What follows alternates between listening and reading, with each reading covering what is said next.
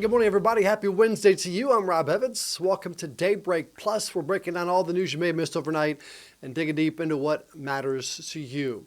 And Hays County officials are working to contact people who may have been exposed to measles. Now, this comes after a confirmed case of measles in Kyle. The patient traveled to several spots. Take a look here, including a hospital and HEB in Kyle, always very busy spot there. KVUE's Isabella Basco has what you need to do if you think you were potentially exposed.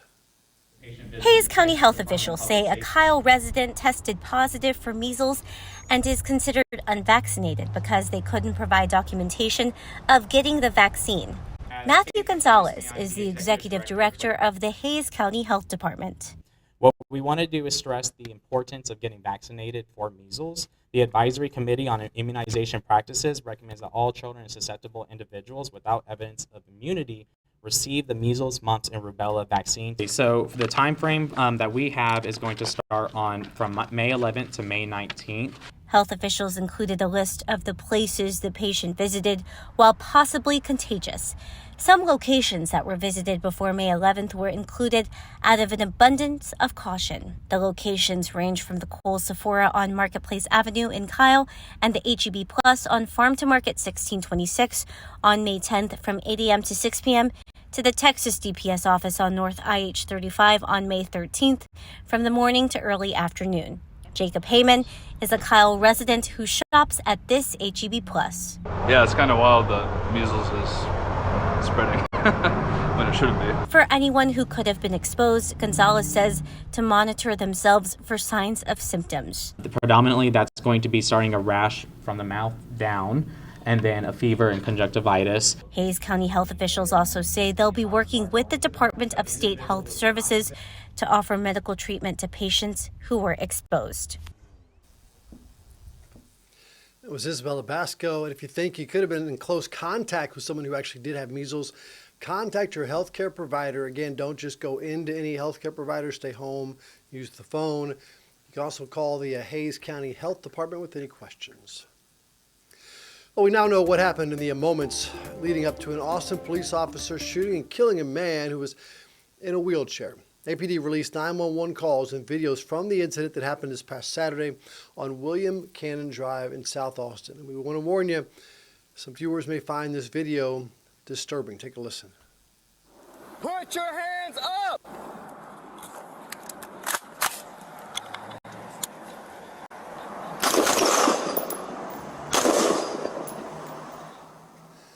Police say Danny Palomino pointed his gun, you see it right here, at an officer.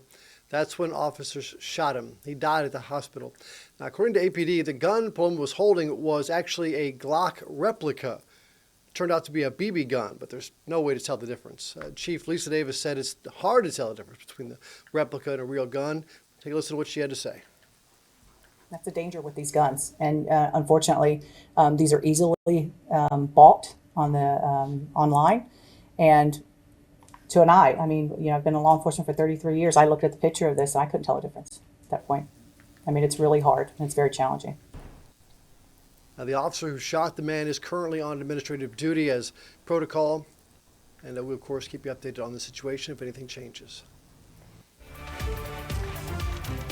704 President Donald Trump moving forward with plans to build a defense system designed to shield the U.S. from missile attacks. The president says it would be capable of intercepting missiles from the other side of the world. ABC's Nicole D'Antonio reports, so critics worry about the expensive price tag. This morning, President Trump unveiling plans to build a new missile defense shield that could intercept threats from space. I promised the American people that I would build a cutting-edge missile defense shield to protect our homeland from the threat of foreign missile attack. And that's what we're doing. Modeled after Israel's Iron Dome, the so-called Golden Dome would consist of a network of sensors and satellites for tracking missiles, along with attacking satellites that can shoot down missiles soon after they're fired. The project echoes President Reagan's failed 1980s Star Wars program, which was criticized at the time for being too costly. The Pentagon estimates the Golden Dome system would cost more than $175 billion, but the Congressional Budget Office says it could cost up to $542 billion. Defense Secretary Pete Hegseth says the system will take shape in phases, prioritizing defense where threats are greatest. But missile defense experts warn the missile shield will not be capable of defending all of America. When you see that Golden Dome on a map, it's not going to be ever possible. I'm a missile defense guy, but it's never going to be possible to defend against everything. And so we are going to have to be selective. While early indications show Republicans would support the effort, many Democrats are expressing concern about the steep cost and if it's needed. A recent North American Aerospace Defense Command assessment says America's current approach of missile defense systems is adequate. ABC's Karen Travers asked the president about this in the Oval Office. Yeah, please go ahead. Military commanders asked you for? Did they ask you to do this? Well, let me put it differently. I suggested it, and they all said, we love the idea, sir. It's the way it's got to be, right? But they want it, and they wanted it badly once it was suggested. The U.S. already has interceptors in Alaska and California for missiles launched from North Korea and Iran. The Golden Dome would expand the existing system. Nicole D'Antonio, ABC News, Washington. It is 7:07. Let's get a look at weather and traffic with Casey and Hannah, and we're changing it up again. Casey, it feels good right now, but don't get used to it. Yeah, you know, it feels decent out there, at least compared to the mornings that we dealt with. Man, that have been in the 70s, even some 80s yesterday. We're feeling the cool down. Now it's 70 for Austin, and we didn't quite make it into the 60s. We'll see maybe if we can do so in about the next 30 minutes or so, but otherwise we're going to start to warm things back up. 50s out towards Cameron. We had some 50s out across the hill country earlier on. They're now sitting in the low to middle 60s. All of us running much cooler than this time yesterday by 7 to even 18 degrees. We had that warm, muggy air that was in place yesterday. It's out of here. The drier air has since replaced it with that cold front that swept through the area yesterday. So we had a little bit more of a drier heat yesterday. Today, we still continue to keep things comfortable. Those dew points in low to middle 50s, that puts us in that comfortable range. But as we head into tonight, that'll start to tick back up here as early as tomorrow morning. In fact, we'll be looking at those dew points back into the 60s, eventually 70s as we head into your Thursday morning, and that is going to translate to another kind of stickier start to the day. Those low clouds back with us, and overall we're back to kind of how we have been morning after morning. Lows will be back into middle 70s, so we're saying goodbye to the seasonal lows that have been down in the 60s for this morning, and hello to that higher humidity. Soaking this morning while we've got it. A few passing clouds will take us through the remainder of this afternoon. High clouds for this evening. Shouldn't have any issues weather-wise for the evening commute.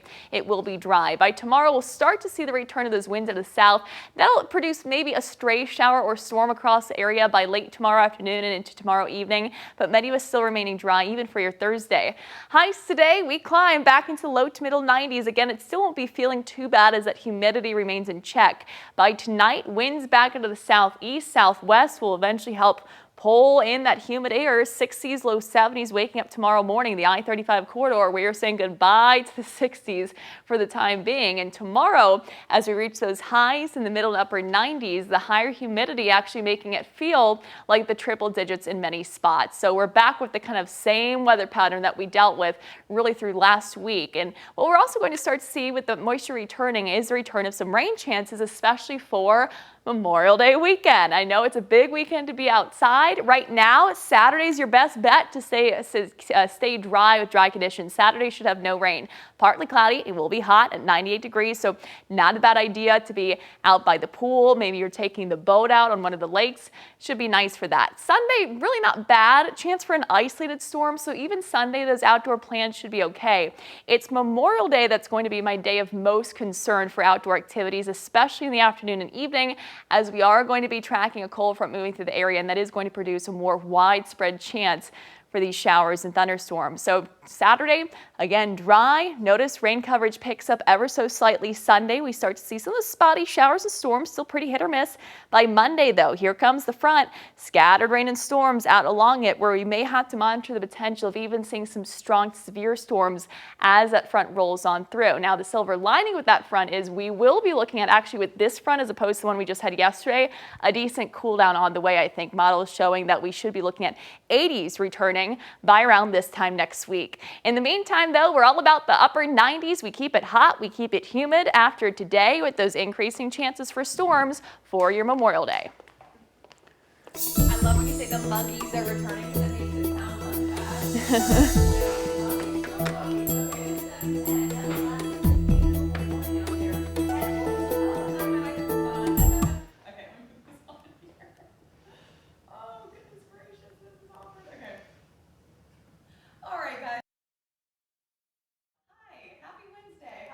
doing? Okay, it is a beautiful morning. You can roll down the window and enjoy the sunrise while you're sitting in traffic. But hey, at least we're looking a lot better coming in from South Austin. It's just been a doozy out there, per usual in those northbound lanes. Let's also hone in on what's going on in Georgetown. The slowdown is looking a lot better there, but still seeing some of that stop and go south of 29. And then you can see got some relief there and then a slowdown again, all heading towards Westinghouse Road. So heads up for you there. Let's take a look across the rest of the area. We also have a crash just south of DKR Stadium on 17th Street at Brazo Street. So heads up for you there. Looking pretty good though on that upper deck if you are coming and going from the DKR area near West Campus there.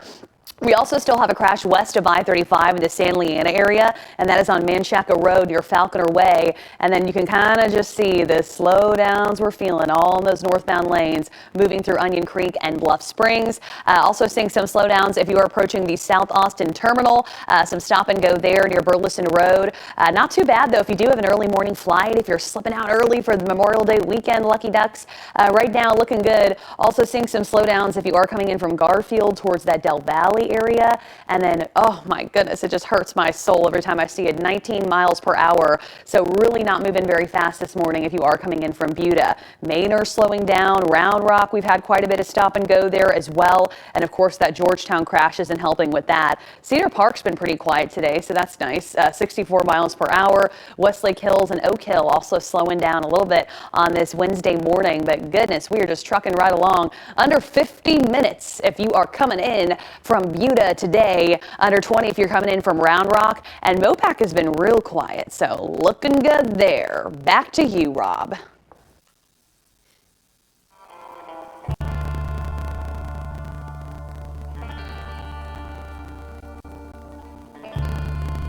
Diana, thank you very much. KVUE continues to investigate our state's ongoing drought and water crisis in our series Running Dry. As the state looks at ways to boost water supply and to fix aging water infrastructure, experts say conservation is still a big part of addressing this problem. Now, Shay Rolsom is with Austin Water. Take a listen. When you drive out past Lake Travis and you see how low the lake is, that is the water that is coming into our treatment plants. And the way that we bridge these periods of drought is by all of us doing our part to conserve water.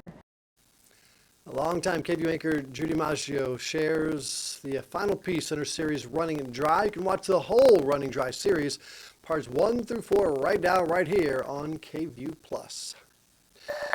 And Taylor ISD is offering major bonuses to help hire more middle school teachers. The district offering a new $10,000 sign-on bonus to educators who join the middle school with 3 or more years of experience. Taylor ISD also offering a $5,000 bonus for teachers with 2 years of experience or less.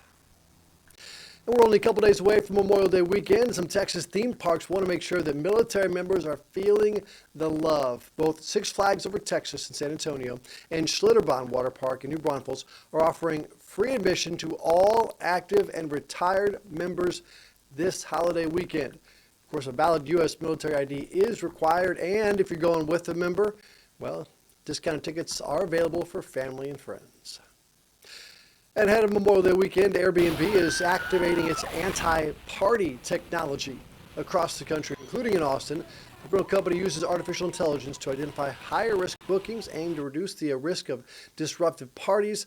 The technology will analyze several things in reservations, including the duration of the stay, if the booking was last minute, if it's flagged as high risk, the reservation will be denied. And concert lovers, listen up. Here's your chance to see some of the biggest names in music for just $30. Yeah, starting in a couple hours, Live Nation launching its $30 ticket to summer promotion. There are more than 1,000 different concerts to choose from, including Willie Nelson, heard of him? Billy Idol, not Billie Eilish, but Billy Idol, that one. Thomas Rhett, Avril Lavigne, and Kesha. And we leave this morning with something to talk about. 1 in 4 adults in the U.S. say they think they have great hearing, no matter how many Kesha concerts you've been to. But they actually have some hearing damage, and they don't even know it. That's according to the CDC. ABC's Christiane Cordero with the steps that experts suggest you can do to protect your hearing. Hearing loss often happens gradually, making it difficult to notice. Common sources of harm include everyday noises over 85 decibels, like a leaf blower, a sporting event, or a rock concert. Certain health conditions can also increase your risk, including diabetes, heart disease, and high blood pressure.